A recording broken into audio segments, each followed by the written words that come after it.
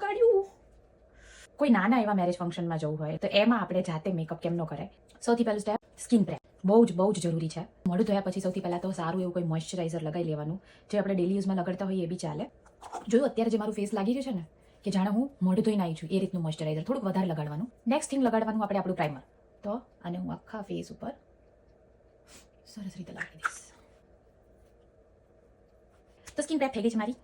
જે exact skin tone હોય ને એ કન્સીલર લેવાનું અને એને આંખની નીચે આવી રીતના 2 સ્ટ્રોકમાં લગાડવાનું અને એને બ્લેન્ડ કરવાનું. જોયું આટલું લગાડ્યું ને એમાં તો હવે તમને એવું લાગે કે કોઈ બીજી જગ્યાએ પણ ડિસ્કલરેશન છે ત્યાં પણ કન્સીલર લગાડવાનું. મારે અહીંયા લિપ્સની આજુબાજુમાં થોડુંક હોય છે, એક અહીંયા અને થોડુંક અહીંયા. તમારા જે ફ્લોઝ ને નથી જે સારું દેખાઈ રહે ને એ છુપાડી દેવાનું એ કન્સીલરથી. એટલે છે ને પછી ફાઉન્ડેશન ઓછું યુઝ કરવું પડે. સી તમારી જોડે જે આઈશેડો પેલેટ હોય એને લેવાનો અને આમાંથી આવો કોઈ બી બ્રાઉન શેડ ઉપાડી લેવાનો અને એને આ રીતે આખો એપ્લાય કરવાનો. આ તમને લાગે જ્યારે આંખો ખોલો ને જે અહીંથી ક્રીઝ પડે ને એ ક્રીઝ સુધી જ લગાડવાનું. એક આવી રીતનું એંગલ બ્રશ લેવાનું અને એમાં આવો બ્લેક આઈ શેડો લેવાનો અને એને આ જે લેશ લાઈન હોય ને તમારી અહીંયા કોર્નર આખો કોર્નર લગાડી દેવાનું. આડું આડું થશે ને તો એક વાંધો નહીં, કારણ કે છેલ્લે આમ કરીને બ્લેન્ડ જ કરવાનું છે. આવી રીતની એક બ્રશ લઈશ અને પછી એને રેન્ડમલી આમ કરી દેવાનું.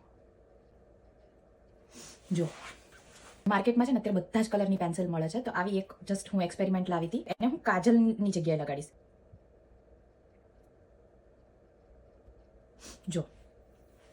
જોયું આંખની નીચે.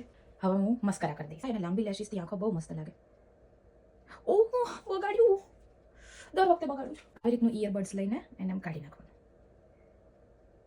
ફાઉન્ડેશન છે ને લગાડવાનું અહીંયા બધે લગાડી દઈશ.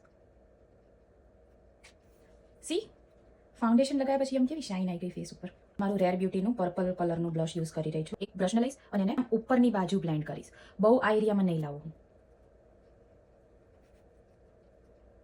સી મેં થોડું મરૂન કલર જેવું લિપ લાઇનર કર્યું છે અને એની અંદર મારી મેકની બેબી પિંક કલરની લિપસ્ટિક કરીશ. ઓકે, હવે બધું થઈ ગયું છે. શું ખૂટે છે? બિંદી. ફિનિશિંગ ટચ તો આપવો પડે.